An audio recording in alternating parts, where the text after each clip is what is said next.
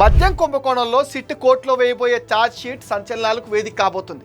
జగన్ రెడ్డి దగ్గర నుంచి పెద్ద తలకాయలందరి అవినీతి భోగతాలతో పాటు కేసిరెడ్డి గ్యాంగ్లోని ప్రతి ఒక్కరి గురించి ఒక డీటెయిల్డ్ రిపోర్ట్ అయితే తయారు చేశారు.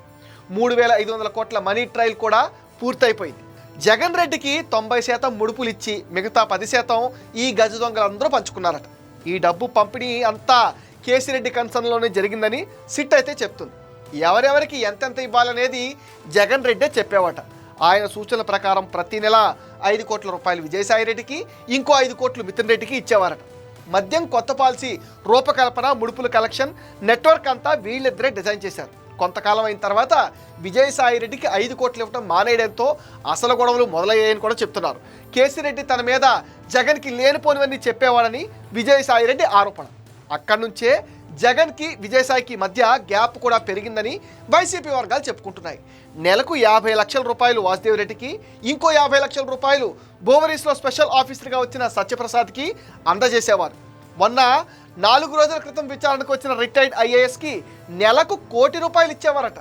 ఒకవేళ నెల 1 కోటి రూపాయలు ఇవ్వలేకపోతే మద్యం కంపెనీలకు నోటీసులు ఇచ్చేవారట. అలా మొత్తం 36 నోటీసులు ఇచ్చారని కూడా చెప్తున్నారు. ఈయన గారు దోపిడీ జరుగుతుంటే కళ్ళు మూసుకుని కూర్చోవటమే కాకుండా దబాయించి నెలకింతను వసూలు చేసేవాడన్న మాట. జగన్కి ఇవ్వగా మిగిలిన 10% అంతా కేసీరెడ్డి కమిషన్లని చెప్తున్నారు. అలా 100 కోట్లు నొక్కేసి హైదరాబాదు చుట్టుపక్కల 100 ఎకరాలు కొన్నాడట. అప్పుడు కేసీరెడ్డి వైభోగం మామూలుగా ఉండేది కాదంటున్నారు.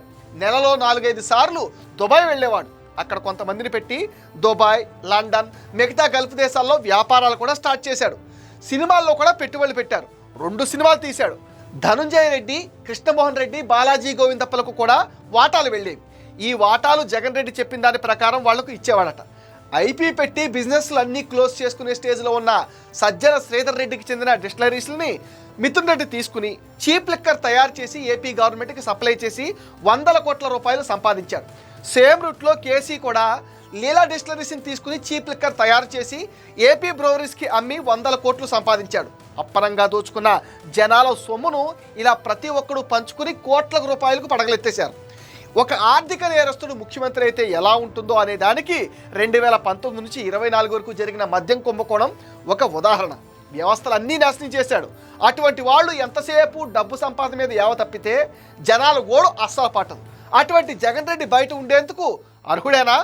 జైల్లో చిప్పుకూడు తినాల్సిన వాడు ఇప్పుడు శుద్ధపూస కబుర్లు చెప్తూ ఉంటే పరమ రోతగా ఉంది. ఆయన గారు జైలుకెళ్ళే రోజు తొందరలోనే వస్తుందని మనం అందరం ఆశిద్దాం.